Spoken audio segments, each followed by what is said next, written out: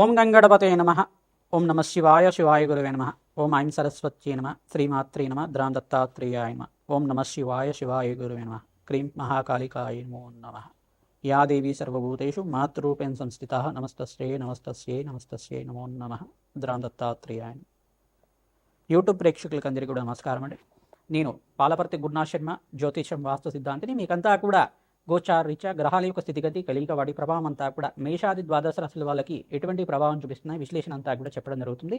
ప్రధానంగా ఈ రోజున చెప్పబోయే విషయం ఏంటిదంటే శివరాత్రి విశేషాలంతా కూడా, శివరాత్రి వైభవం అంతా కూడా విశేషంగా మీకంతా కూడా మేషాది ద్వాదశ రాశుల వాళ్ళు శివరాత్రి రోజున మీరంతా కూడా, ప్రధానంగా మహాశివరాత్రి రోజున మీరంతా కూడా ఎటువంటి పరిష్కారం ఆచరిస్తే కనుక మీ జాతకరీత్యా ఉన్న ఎటువంటి దోషాలంతా కూడా పరిష్కారం అవుతుంది. ఎటువంటి కోరికలకి ఈ యొక్క పరమేశ్వరుడికంతా కూడా ప్రీతికరంగా అభిషేకాది ద్రవ్యాలతోటి అభిషేకం చేయడం వల్ల, రుద్ర హోమాన్ని ఆచరించడం వల్ల మీకంతా కూడా ఎటువంటి పరిష్కారం అంతా కూడా జరుగుతుందనేది విశ్లేషణ చేసి పరిష్కారం అంతా కూడా చెప్పడం జరుగుతుంది. అందుకని మీరంతా కూడా ఈ మహాశివరాత్రి వైభవం అంతా కూడా వీడియో అంతా కూడా చూడండి. పరిష్కారం అంతా కూడా వీడియో చివరన చెప్పడం జరుగుతుంది.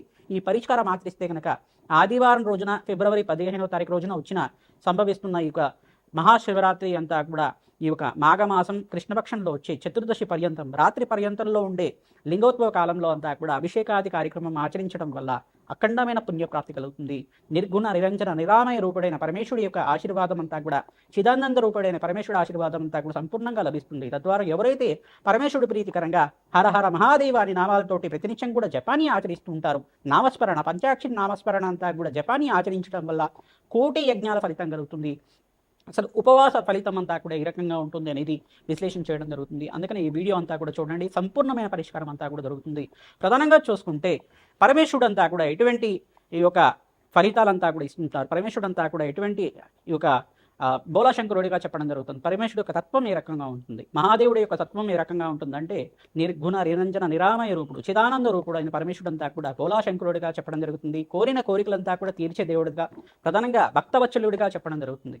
ప్రధానంగా పరమేశ్వరుడు యొక్క ప్రీతికరంగా ఒక జలాన్ని అంతా కూడా సమర్పించడం వల్ల, జలంతో అభిషేకం చేయడం మాత్రం చేతనే సంతుష్టుడవుతాడు. లింగాకారంలో ఉన్న పరమేశ్వరుడు అంతా కూడా చిదానంద రూపుడు, చిన్మయ రూపుడైన పరమేశ్వరుడు అంతా కూడా సాక్షాత్ పరమాత్మ స్వరూపంగా అంతా కూడా ఈ యొక్క మహాశక్తి స్వరూపంగా ఉంటారు. కావున ఎవరైతే ఈ యొక్క లింగోత్సవ కాల చరిత్రను అంతా కూడా వింటూ ఉంటారో, పరమేశ్వరుడు యొక్క చరిత్ర అంతా కూడా వినడం వల్ల, ప్రధానంగా శివపురాణ పట్టణం అంతా కూడా ఎవరైతే వింటూ ఉంటారో తద్వారా మీకు అంతా కూడా కోటి యజ్ఞాల ఫలితం కలుగుతుంది. మహాశివరాత్రి రోజున మీరంతా కూడా పరమేశ్వరుడు ప్రీతికరంగా ప్రాతకాలమే లేచి పరమేశ్వరుడికి అంతా కూడా ప్రీతికరంగా ఈ యొక్క యజ్ఞ హోమాది కార్యక్రమాలు, అభిషేకాది కార్యక్రమాలు, విశేషమైన ద్రవ్యాలతో అభిషేకాలు చేయించడం వల్ల విశేషమైన ఫలితాలంతా కూడా పొందడం జరుగుతుంది. రుద్రహోమాలు అంతా కూడా ఆచరించడం వల్ల ప్రధానంగా కోటి యజ్ఞాల ఫలితం, కోరిన కోరికలంతా కూడా శీఘ్రంగా నెరవేరడానికి ఆస్కారం ఉంటుంది. ఎంత భక్తిగా, ఎంత నమ్మితే అంత తొందరగా ఫలితం అనేది ఉంటుందన్నమాట.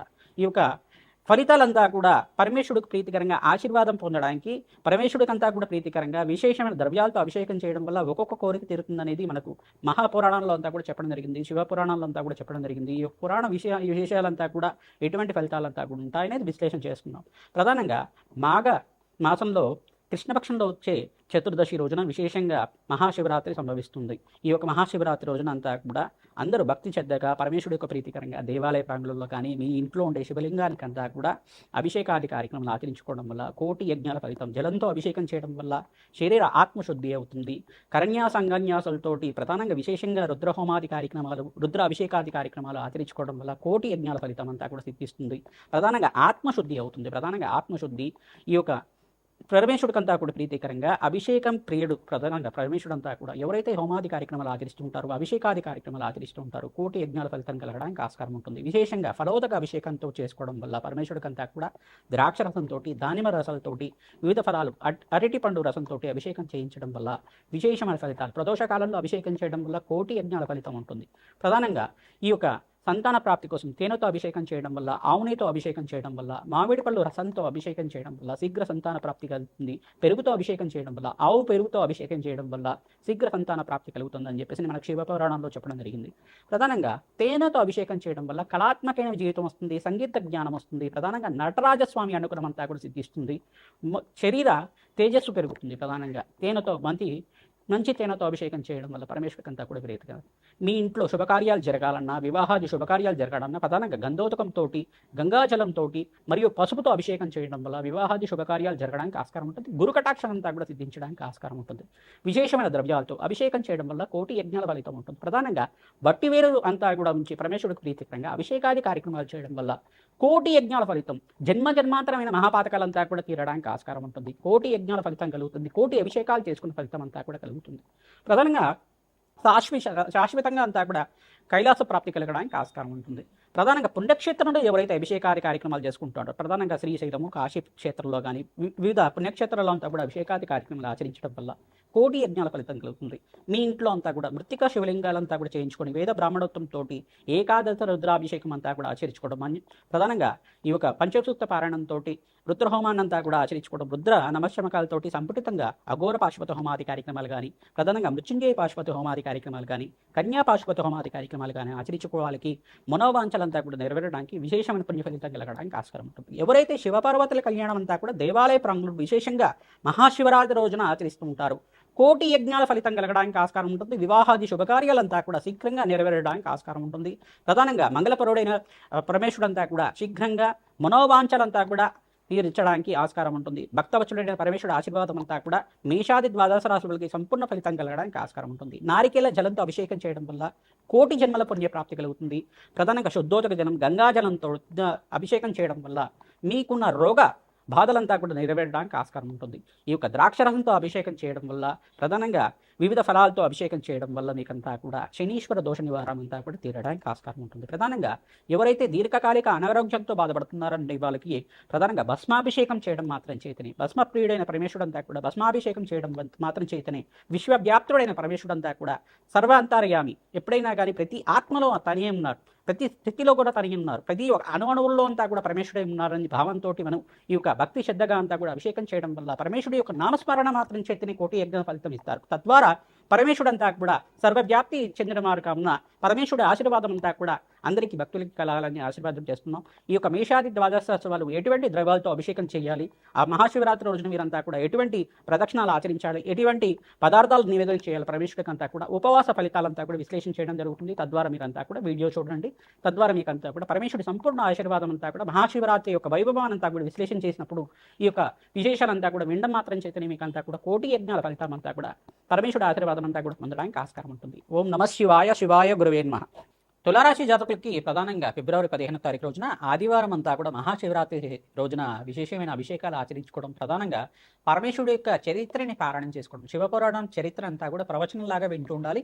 తద్వారా శ్రేష్టమైన ఫలితాలు పొందడానికి మీకంతా కూడా యోగకరంగా ఉండడానికి ఆస్కారం ఉంటుంది. శ్రీసూక్త పారాయణంతో అభిషేకాది కార్యక్రమాలు ఆచరించుకోవడం, రుద్ర హోమాలు ఆచరించుకోవడం ద్వారా విశేషమైన ద్రవ్యాలతోటి అన్నాభిషేకం చేయడం వల్ల మీకంతా కూడా అప్పుల బాధల నుంచి బయటపడడానికి ఆస్కారం ఉంటుంది. ప్రధానంగా అంగారక దోషం నుంచి బయటపడడానికి ఆస్కారం ఉంటుంది.